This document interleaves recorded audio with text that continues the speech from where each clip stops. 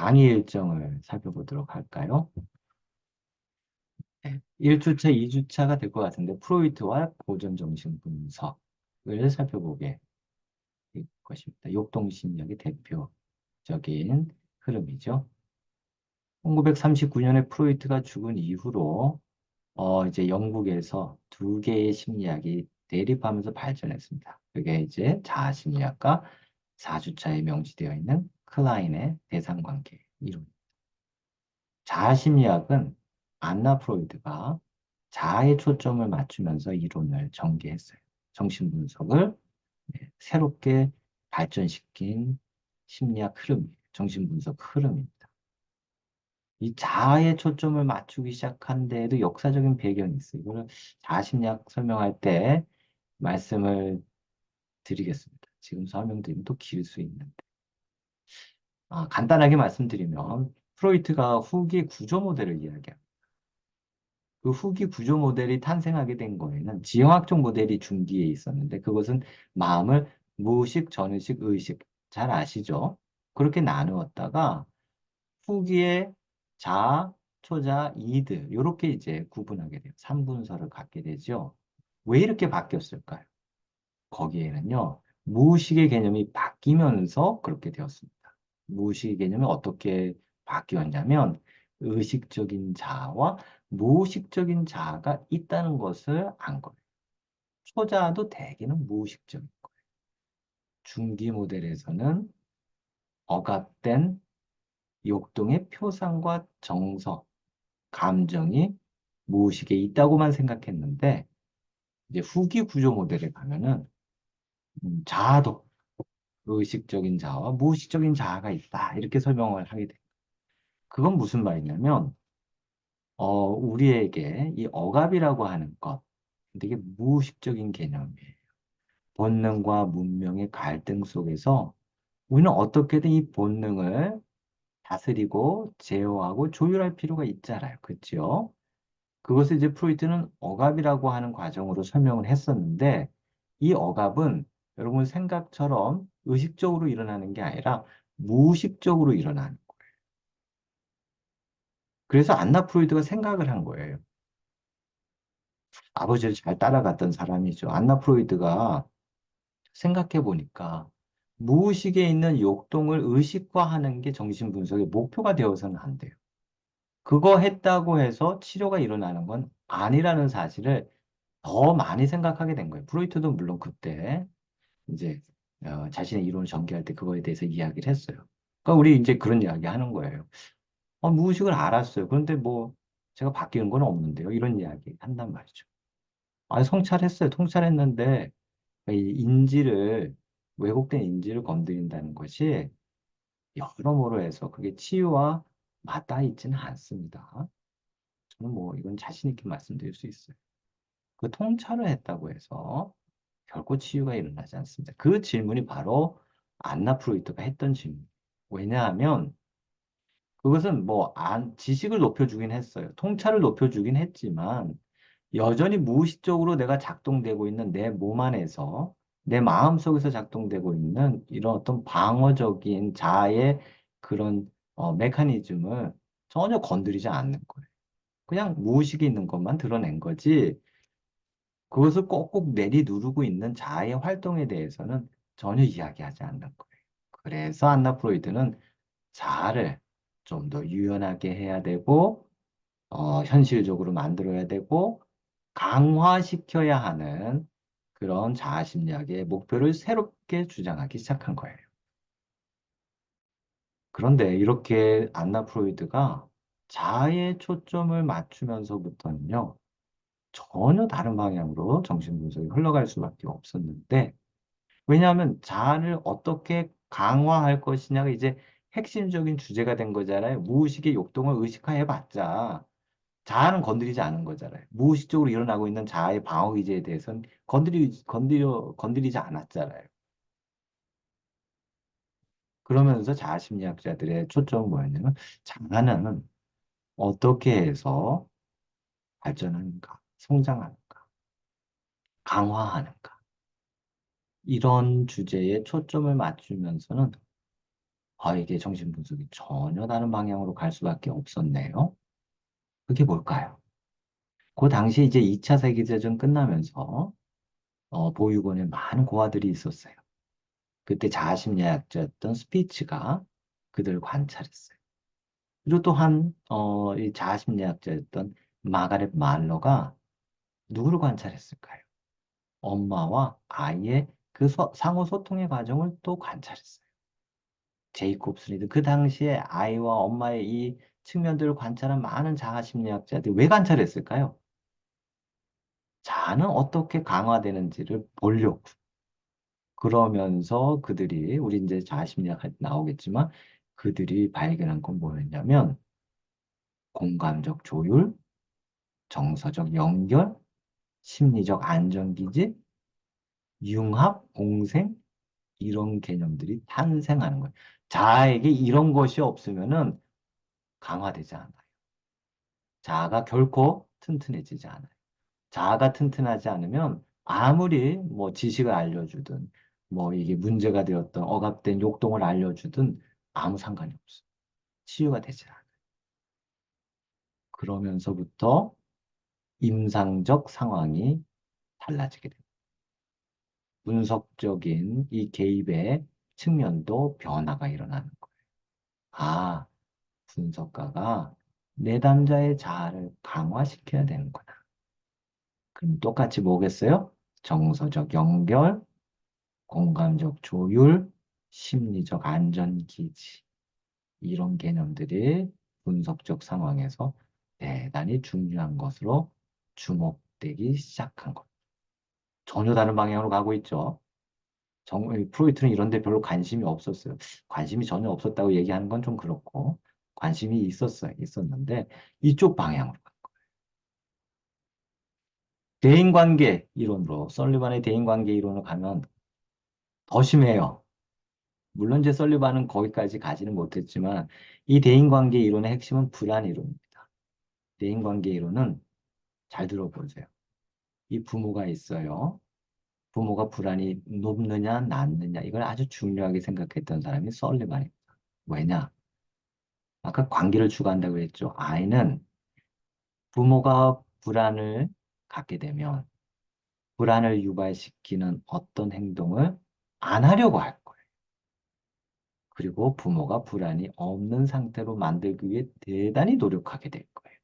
그러면서 아이에게 일종의 대인관계 패턴과 양상이 생겨나고 그게 평생의 이 대인관계의 양상으로 부모를 떠나서 각인되어 있는 부모의 불안을 감소시키거나 부모의 불안을 촉발하지 않는 방향으로 이렇게 성격이 만들어진다라고 이야기했던 게 바로 해리스텍 설리반.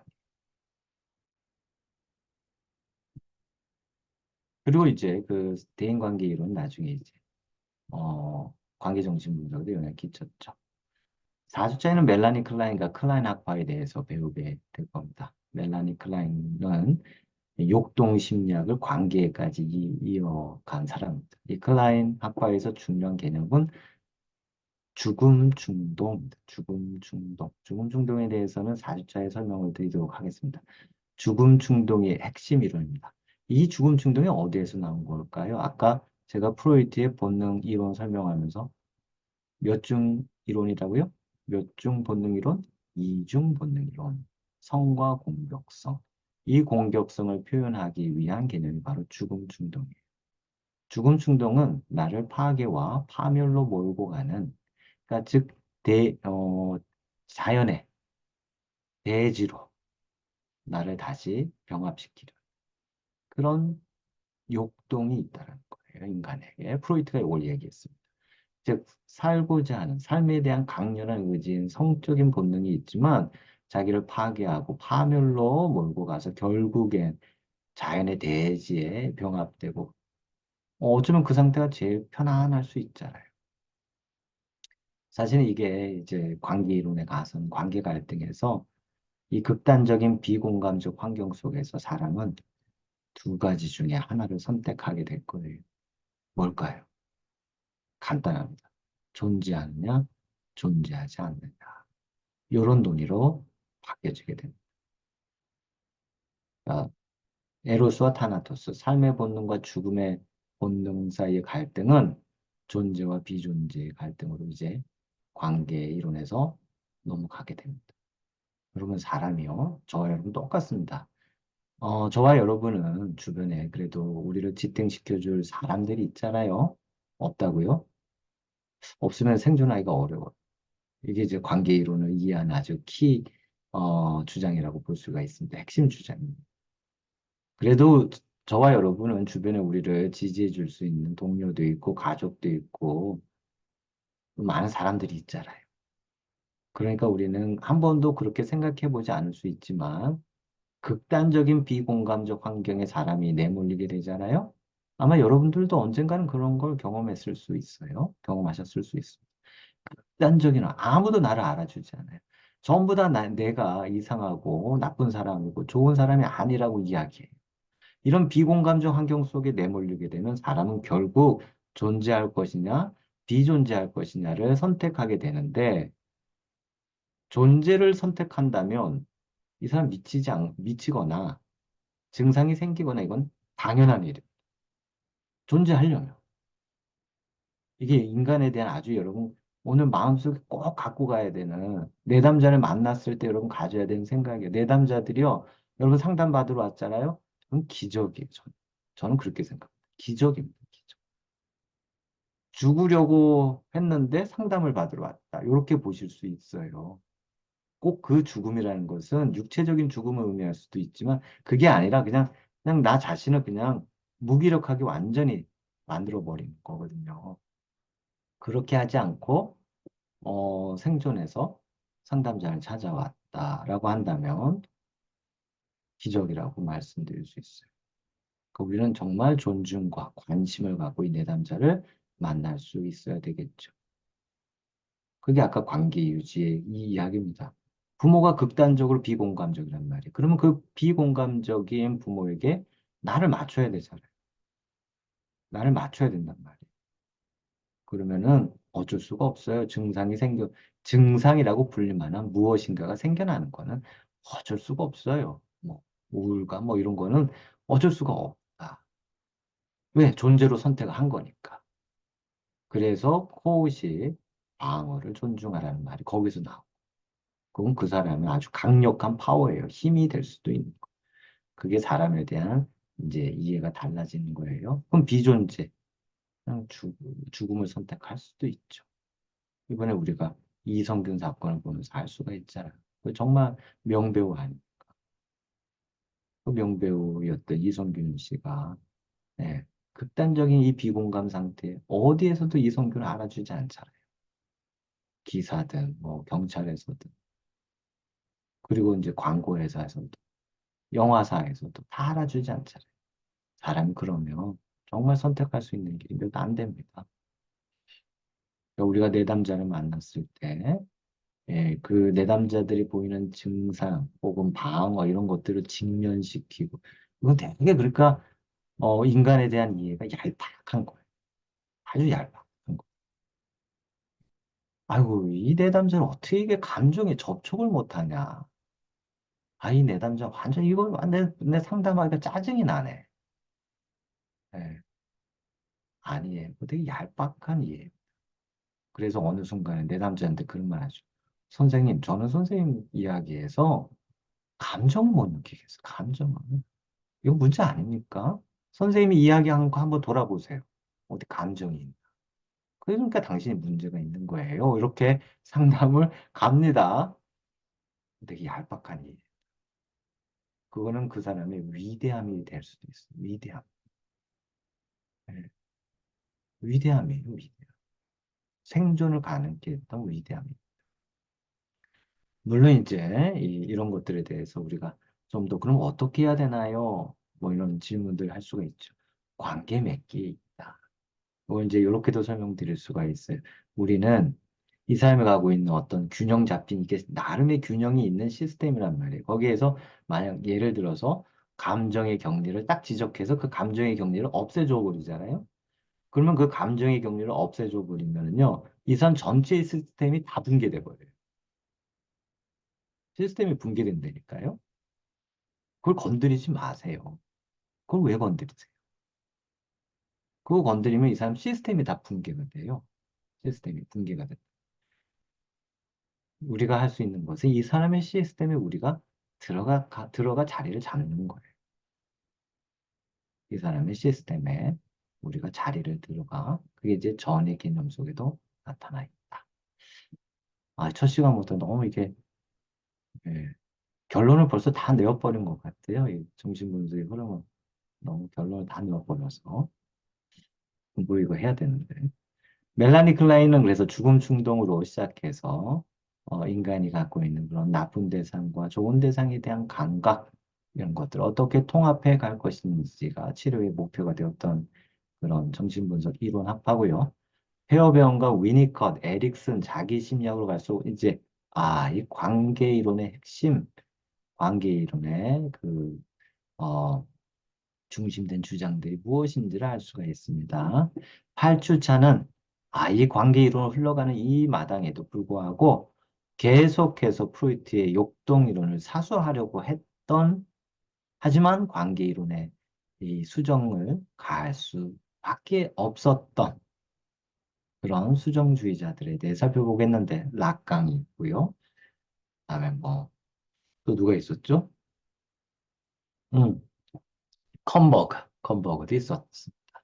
뭐 근데 수정을 가하지 않을 수 없었습니다. 근데 스테판 미첼은 과감하게 이 욕동을 포기했어요.